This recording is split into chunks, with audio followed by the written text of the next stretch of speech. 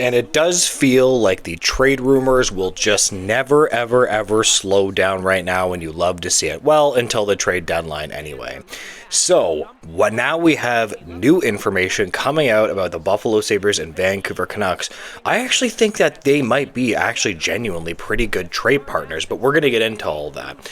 Now, apparently they have become frontrunners, at least right now, for Elias Pettersson. Now, a couple of things here. This is kind of confusing me because pretty much every insider has clearly stated that the Canucks prefer to trade JT Miller and that JT Miller is ready for a trade himself. So, logically speaking, I don't understand why this is surrounding Elias Pettersson. It's just really confusing to me. I guess it points out that Vancouver is willing possibly to trade either one of them. Because, again, I'm not saying that this would be what the trade is. I understand that Dylan Cozens is not as good as Elias Pettersson. We're going to go into all that. Maybe they could add in a little bit more. We're going to win all that, but it might make sense, but I think they just do need to make a decision on which player that they actually want to move. I am against them moving Elias Pettersson. That's my opinion. I've said that for a long time. If you've followed this channel, you know that I'm generally pretty against it. I think he's young. I think he's a center, although JT Miller is as well.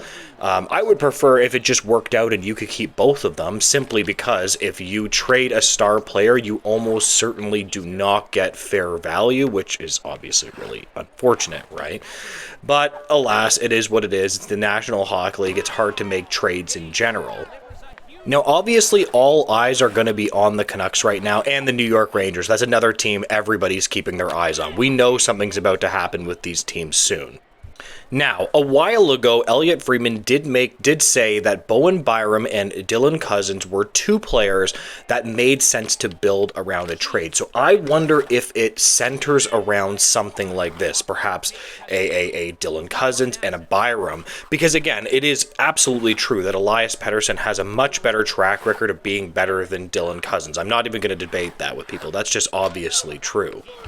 Now, unfortunately, Friedman did say that he's not actually sure if the trade talks did involve those specific players, but again, it does make logical sense, right? We know that there have been a lot of teams circling around Dylan Cozens, more than likely just trying to get him at a bargain, and plus teams are just desperate for centermen.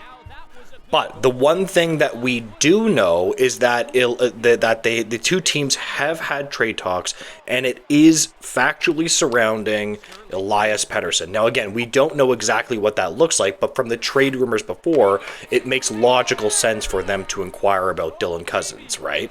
Now, I'm not going to lie to you guys. It is obviously true that the Buffalo Sabres would have to add. You're not going to get Elias Pettersson for Dylan Cozens. That's just obviously not going to happen. Elias Pettersson, while he might be having a bit of a down year, is simply a better player than Dylan Cozens. There's no doubt about that. I'm not going to debate that. So, would it look something like this?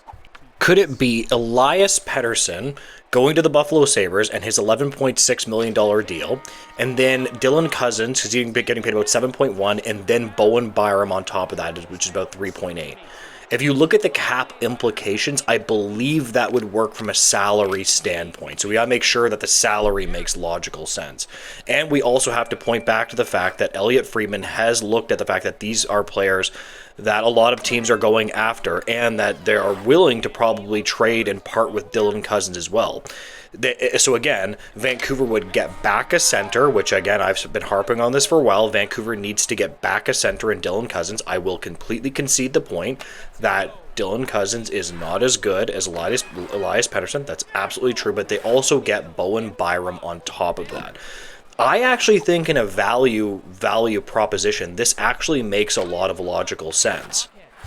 And currently, from what Puckpedia is saying, that in 24-25, Elias Pettersson does not have any trade protection. From what I'm seeing right now, I think that he does not actually have trade protection in this season, at least from what Puckpedia is telling me. I don't know if that's completely correct. I'm trying to get the right information, obviously.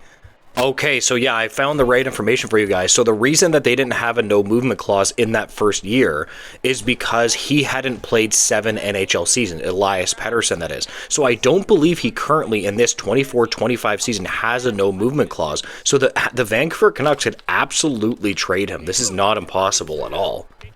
And neither does Dylan Cousins. Dylan Cousins in this season does not have a no movement clause, although in the next couple of seasons, his no movement clause would kick in. So the Buffalo Sabres could absolutely move him.